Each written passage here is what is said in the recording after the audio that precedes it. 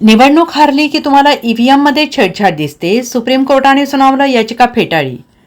राज्यातील विधानसभा निवडणुकांच्या निकालानंतर राजकीय वातावरण तापलेलं असून महायुतीकडून जल्लोष आनंद व्यक्त केला जात असताना महाविकास आघाडीचे नेते पराभवाचं चिंतन करत आहेत आणि त्यातच विजयी आमदारांची आणि पराभूत आमदारांची बैठक घेऊनही सूचना केल्या जात आहेत.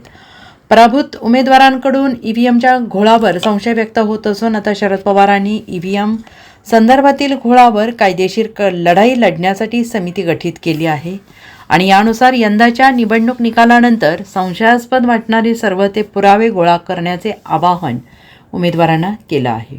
दरम्यान राज्यातील निकालानंतर ईव्हीएमवर शंका उपस्थित झाल्याने ईव्हीएमऐवजी बॅलेट पेपरवर मतदान घेण्याची मागणी करणारी याचिका सर्वोच्च न्यायालयात करण्यात आली होती. मात्र सर्वोच्च न्यायालयाने ही याचिका फेटाळून लावली. तसेच याचिकाकर्त्यांना खडे बोल सुनावलेत.